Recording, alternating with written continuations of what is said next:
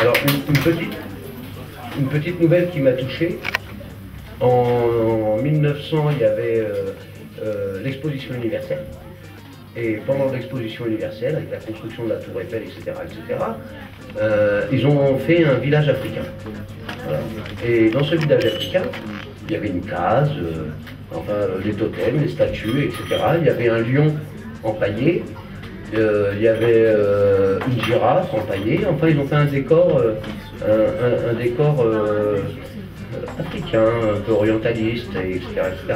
Mais au milieu de tout ça, chose étrange, il y avait un homme, un mec du Botswana qui était empaillé. C'est-à-dire l'être humain était empaillé. Et cet être humain, des milliers et des milliers et des milliers de personnes du monde entier sont passées devant et n'ont pas été choqués par ça. N'ont pas été choqués du fait de voir un homme empaillé avec sa sagaie, voilà, qui était devant la case. Voilà. Personne ne s'est choqué de ça. Et ce que j'ai fait dans une nouvelle qui s'appelle L'homme de paille, je lui ai donné la parole.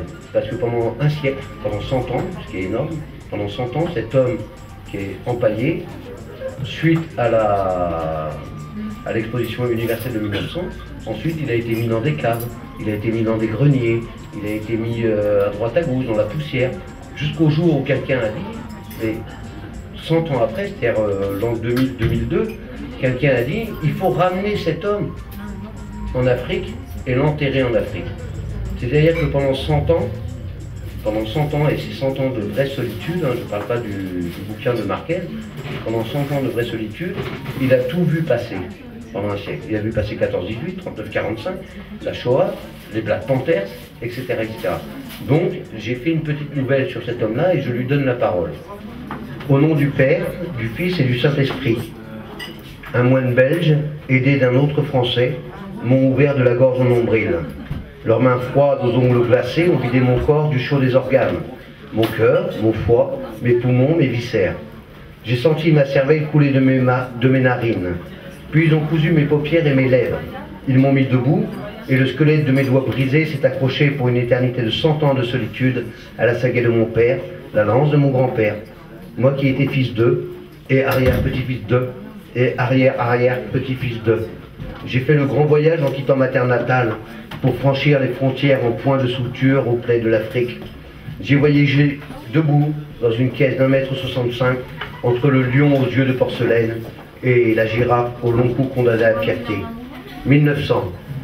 À Paris, j'ai vu passer des milliers de gens devant moi. Une petite fille m'a regardé dans mes yeux cousus. Elle attendait des mots et des chants, des cris de guerre et des prières de mes lèvres excisées du jouir de la parole. Debout devant la case, je me suis fait sentinelle de l'horreur en m'escargotant dans la coquille de ma mémoire. Sentinelle qui ne gardait que moi, je suis resté là avant de retrouver mon cercueil, moi, voyageur et bagages confondus.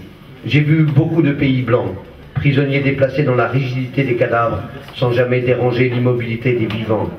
1914, j'ai senti sous mes pieds le sang bouillonnant de la terre et le feu de la guerre. Le blanc mangeait le blanc, mais pas une étincelle ne m'a atteint. Ma sagaie, comme l'aiguille dans cette botte de foin que j'étais, n'a pas attiré la foudre du ciel. De joie, j'ai frotté les silex non pour le feu, mais pour la lumière. J'ai frotté dans l'invisible du cœur de mon cœur, l'invisible du foie de mon foie, l'invisible des poumons de mes poumons, éviscéré. J'ai senti dans l'invisible des tripes de mes tripes, grouiller le rire, le chant et le cri de mes ancêtres, nourris d'un peu de lait de chèvre et de beaucoup de sang de bœuf. 1920. Un jeune couple libertin s'amusait de savoir si j'étais homme actif sous mon pagne. 21 ans plus tard, ils étaient 100. 1936. L'Espagne frappait des talons dans la marche et la danse. Le chant des hommes et la danse des femmes portaient sur l'Europe la flamme noire des libertés. Peste, lèpre et choléra se glissèrent dans le cœur et les âmes. À l'abri, j'ai tendu mon oreille fanée, séchée, et sur ce tambourin de soie diaphane, l'écho de la haine est venu à moi. Je m'en suis réjoui 3 fois. 1940. Des ombres sont venues, marchant vite, en regardant à droite et à gauche. Ils notaient, inspectaient, et pour une fois, ils se sont arrêtés vraiment devant moi. J'ai vu leur visage démultiplier, tandis qu'ils grossissaient, derrière leur monocle, chaque partie de moi. Puis ils ont parlé du lion, aux yeux de porcelaine, de la girafe au long cou condamné à la fierté, du grand singe des hautes montagnes, et les ont comparés à mon animalité. Ils levèrent tous le bras droit en hurlant un nom qui n'était pas le mien. Ils sont repartis, et j'ai senti chez ces guerriers que le blanc et le noir seraient enfermés dans le rouge pour 1000 ans. 1950. Un homme blanc recouvert d'une peau noire m'a observé sans reconnaître en moi le cousin de son cousin. Incrédule, il a souri avant de rentrer chez lui pour dire aux blancs qu'il n'était pas bête à manger du foin et que le pouvoir lui appartenait aussi en partage. 4 ans plus tard, il retournait comme un gant sa peau noire écorchée. Ils l'ont ensuite accroché à un porte-manteau aligné à d'autres, d'un seul côté, d'un long couloir interdit aux blancs. 1960. La dame aux 2 bébés dans le dos, ma sœur noire, ses petits noués dans le pagne, chantait en nettoyant sous les pattes du lion aux yeux de porcelaine et sous le ventre de la girafe au long cou condamnée à la fierté. Elle fredonnait l'absence du R, la lettre R, qui fait de tous nos peuples un joyeux carnage pour la moquerie.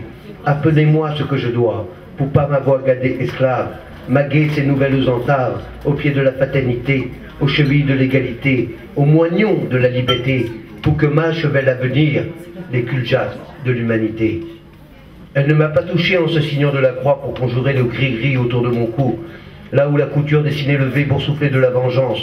La poussière est restée aussi longtemps que le souvenir. Dans le dos de la dame, 2 bébés me fixaient et de ma bouche ourlée de fil de fer. Je leur ai souri et ils m'ont rendu le sourire caché de ceux qui savent les choses avant de les dire. 1966, Black Panthers. La panthère noire est venue au-dessus de ma tête, s'allonger sur la branche en béton gris de bois. Elle ne redoutait pas ma lance et je ne craignais pas ses crocs. Elle m'a dit, dans notre langage de disparu, d'oublier, qu'elle venait de là où des milliers d'hommes et de femmes noires avaient coulé au pied d'une statue de liberté. Elle m'a parlé de ces petits là-bas qui levaient haut le poing après avoir tendu la main. La fleur main venait de donner le bouton point. La vie s'inversait. Elle m'a annoncé le monde à l'envers à cause de l'apocalypse. Sous le pied de la statue de la liberté, un billet d'$1 promettait tous les rêves pour qui l'arracherait. J'ai dit à la panthère noire que j'allais enfin rentrer chez nous, puisque ses fils et ses filles viendraient me chercher. Le gaz et l'électricité, la balle et le bidule, le mot et le geste ont dispersé les filles et les filles de la panthère, et le temps des hyènes, saupoudré de blancs cristaux, est venu.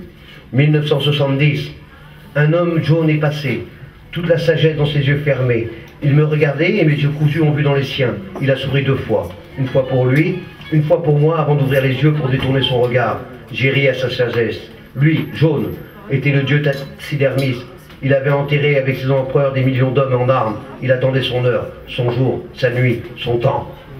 1990, les vendeurs d'esclaves sont revenus sur des petits chevaux galopant au travers de l'échiquier, sabrant en diagonale tous les fous, renversant les tours, détruisant roi et reine. Ils criaient la grandeur, et derrière eux, rien ne repoussant, ils se sont affamés en mangeant du sable mêlé à la boue liquide et noire du centre de la terre. Leur cri de guerre, Allah Akbar, est devenu pleur de prière. Je suis resté 100 ans, entre les caves et les greniers des musines. Durant 100 ans, j'ai vu par l'invisible de mes yeux l'homme blanc, l'homme jaune, l'homme noir, travailler, jouer, mourir, naître devant moi. Je les ai vus tirer des cartes et toujours le roi de pique fasciste et la dame de cœur démocrate sortir ensemble du jeu pour rappeler la mise de l'or malade et de l'argent mort. J'ai compris alors le chagrin de l'émeraude, la souffrance du diamant, la peine du rubis. 2000. Enfin, un homme multicolore a dit qu'il fallait que je rentre chez moi. Un homme arc-en-ciel a regardé dans le miroir de mes yeux cousus. Un homme harlequin a défait l'ourlet en fil de fer cousant ma bouche. Le lion aux yeux de porcelaine et la girafe au long cou condamnée à la fierté. Le grand singe des hautes montagnes et la panthère noire sont restés exposés. 100 ans après l'exposition universelle de 1900 en France, j'ai su que je rentrais à la maison pour retrouver mon cœur, mon foie, mes poumons dans le chaud de la terre africaine. L'homme prisme va m'ensevelir, mais je repousserai en épouvantail au-delà des gratte-ciels transparents, des dépassants de mes yeux cousus. En 1899, un moine belge, aidé d'un autre français, m'ont empaillé pour m'exposer aux yeux du monde entier, témoin coupable et bué dans un village africain reconstitué sous la pluie et la neige d'Europe. 100 ans de vraie solitude. Moi, qui ne me savais plus de territoire fixe, j'ai marché 100 ans tout debout sur mes racines, jusqu'à aujourd'hui, en l'an 2000 après l'empaillé, je rentre chez moi la mémoire pleine d'éléphants. Je suis, à moi seul, parmi tant, victime d'un crime contre l'humanité.